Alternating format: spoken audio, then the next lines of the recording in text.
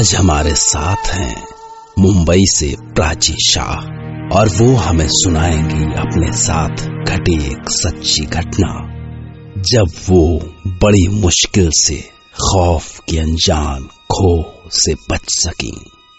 शायद मैं film actress बनने के लिए नई नई मुंबई आई थी। मुझे जल्द ही अपने रहने का इंतजाम भी करना था। उस समय मैं अपनी दोस्त के साथ रह रही थी, लेकिन मैं कब तक यूं ही उस पर बोझ बनी रहती। मुझे अपने लिए जल्दी से घर ढूंढना था, तो इसलिए मैंने एक एस्टेट एजेंट से बात की। वो मुझे जितने भी घर दिखाता, या तो वो मुझे पसंद नहीं आते या वो मेरी पॉकेट से बाहर होते थे।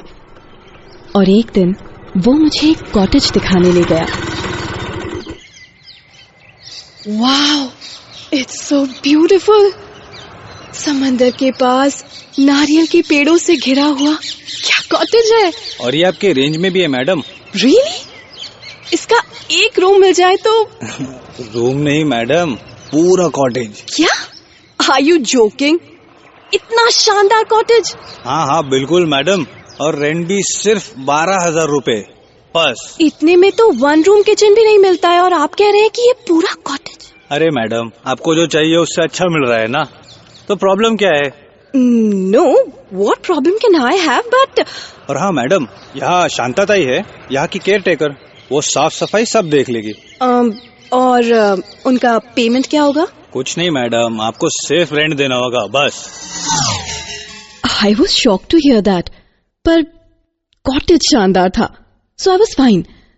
पर एक शॉक मुझे शांता ताई ने भी दिया। कोई नल नहीं खोलने का, पानी नहीं आता उनमें। तुमको जितना भी पानी मांगता है मैं बाहर से भर के ला कर देगी। और मैंने नोटिस किया कि वो अक्सर चेक किया करती थी कि कहीं मैंने किसी नल से कोई छेड़छाड़ तो नहीं की। पर एक रात मेरी नींद किसी आवाज से खुली। ये कैसी आवाज है? पानी कहां से टपक रहा है? सारे नल तो सूखे पड़े हैं। और एक नहीं, ये हर रात का सिलसिला था। मैं घंटों ढूंढती थी कि आखिर ये पानी टपक कहां से रहा है। और एक दिन मुझे लगा कि हो ना हो ये आवाज लॉबी की ओर से आती है।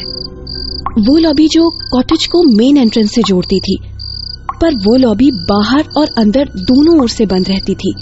जो मेन एंट्रेंस था वो अंदर से बंद था और बाहर वाले डोर पर लॉक लगा रहता था, इसलिए हम कॉटेज में आने जाने के लिए बैक डोर यूज करते थे।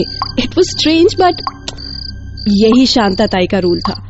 और एक दिन मैंने शांता ताई से पूछ ही लिया, ताई ये लॉबी बंद क्यों है? तुमको क्या लेना है उससे? बंद है तो बंद है। पिछले दरवाजे से आने में प्रॉब्लम है तो छोड़ के जाओ। नहीं मांगता है मेरे को मच मच। हाँ, आई वॉज शॉक्ड। वो तो वैसे भी इतना कम बोला करती थी और आज जब बोली तो ऐसे। But she was rude, you no.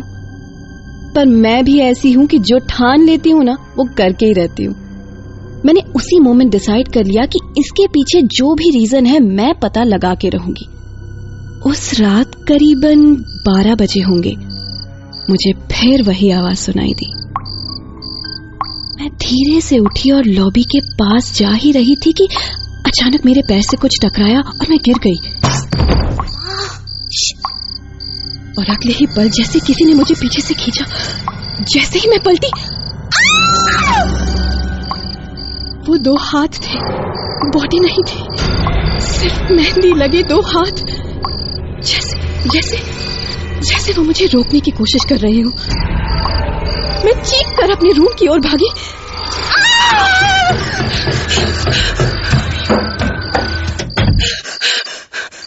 अभी मैं डर से उबर ही पाई थी कि लगा जैसे कोई रूम की ओर आ रहा है।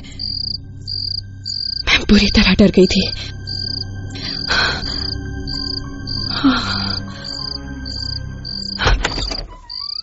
पर वो शांता ताई थी। क्या हुआ? क्या किया तुमने? उधर लॉबी के साइड गई? मैंने मना किया था ना तुमको। नहीं ताई, मैं तो यूं ही बस। अभी खाली करो कॉटेज, अभी के अभी। सॉरी ताई, मैं उधर ऐसे ही नहीं गई थी। मुझे ऐसा लगा जैसे पानी की आवाज आ रही थी। पानी का कमी है तुमको? अभी रात में नहाने का है? नहीं ताई, सॉरी। आई प्रॉमिस ताई, अब मैं वहां नहीं जाऊंगी। I promise. मैं लास्ट टाइम बोल देती है, उधर नहीं जाने का तो नहीं जाने का, समझे? उस पल तो मैं बहुत डर गई थी, पर हूं मैं बहुत मजबूत दिल वाली। और उस दिन के बाद तो मैं और भी जानने को बेताब थी कि उस लॉबी में क्या है, और उन मेहंदी वाले हाथों का और उस लॉबी का कनेक्शन क्या है। वो मुझे वहां जाने से क्यों रोक रहे थे? और फिर 2-3 रातों के बाद मुझे क्या पता था कि मैं किस मुश्किल में पड़ने वाली हूं। मैं बेड से उठी और इस बार और भी दबे पांव लॉबी तक पहुंची। मैं जब भी रात को कभी अपनी रिहर्सल से लेट आया करती थी तो पापा के डर से घर का लॉक अपनी हेयर पिन से खोला करती थी और चुपके से जाकर बेड पर सो जाया करती थी। आज फिर वही हेयर पिन काम आई। कुछ देर कोशिश की कि लॉक खुल जाए, और लॉक जैसे ही खुला वो गिरते गिरते बचा। शिट! अभी आने वाली थी शांता ताई। खैर, मैंने धीरे से लॉक फर्श पर रखा और डोर पुश किया। सामने बड़ी सी लॉबी थी और वहां एक रूम था जहां से लाइट की स्पेल आ रही थी। अजीब जगह थी, बिल्कुल भूतिया। इक्का दुक्का फर्नीचर बिखरे पड़े थे और बरसों पुराने जाले।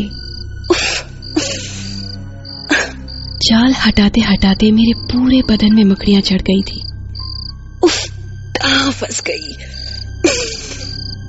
फिर वही पानी की बूंदों की आवाज, टप टप टप।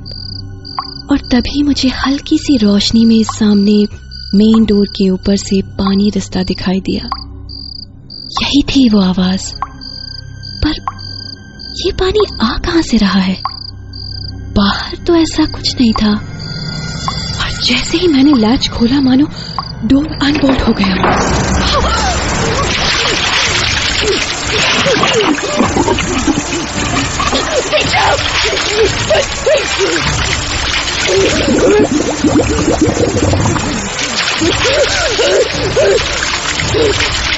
मैंने कितनी कोशिश की, पर पानी का ऐसा फोर्स था कि मुझे लगा मैं डूब जाऊंगी। और तभी जाने कहां से वही 2 हाथ आए और उन्होंने मुझे पानी से खींचकर बाहर फेंक दिया। और अगले ही पल मैं लॉन में पड़ी थी। पेट में पानी जाने से मैं बुरी तरह खांस रही थी और सांस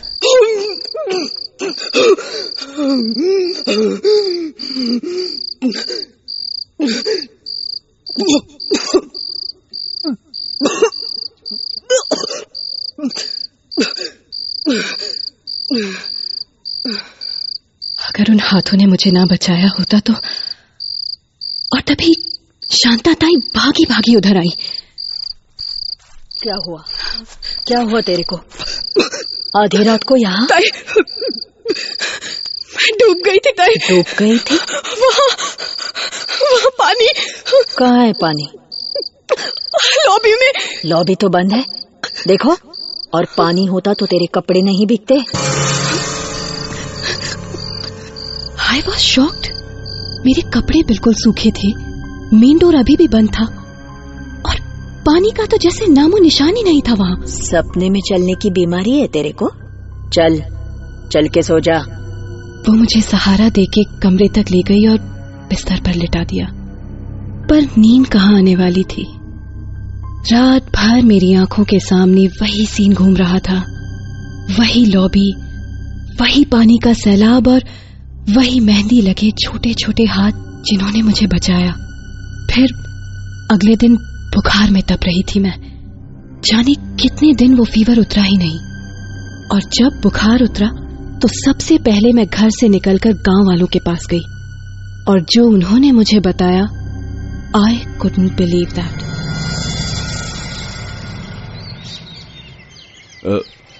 उधर कॉटेज में एक फैमिली रहता था, उनका एक छोटा बेटी था, बहुत प्यारा।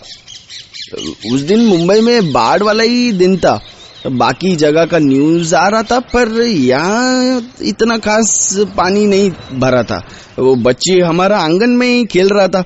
मेरा औरत ने उसका हाथों में मेहंदी लगाया तो इतना खुश हुआ कि दोनों हाथ अपना ऊपर ही रखा, मेहंदी खराब ना हो जाए बोल के। जिंदगी में पहली बार मेहंदी लगाया था उसने। बहुत खुश था। खुशी से नाचते गाते अपने घर गया, उधर कॉटेज में। ये मेहंदी मेहंदी मेहंदी, देखो मेरे हाथों में मेहंदी है। पर कुछ ही घंटे में समंदर में टाइड आ गया तो अचानक पानी बहुत बढ़ गया कॉटेज की ओर। हम लोग बड़ी मुश्किल से उधर पहुंचा। अरे जल्दी आओ, कॉटेज में पानी भरेगा तो सब डूब जाएंगे, जल्दी आओ। हाँ चलो, सब चलो उधर। हम सब बैक साइड से कॉटेज में पहुंचा। वहाँ हाथ भर पानी आ चुका था। सब लोग डरा हुआ था, पर बच्ची बेचारा मेहंदी वाला हाथ उठा के पानी में ही खड़ा था। उस मासूम को सिर्फ अपना मेहंदी का फिक्र था। आई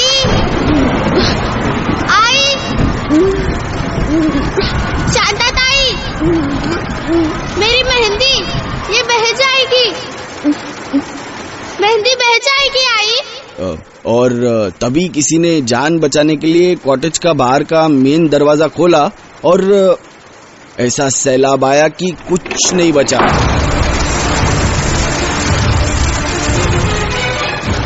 हमको बस उस बच्ची का आवाज सुनाई दिया और कभी कभी मेहंदी वाला उसका हाथ।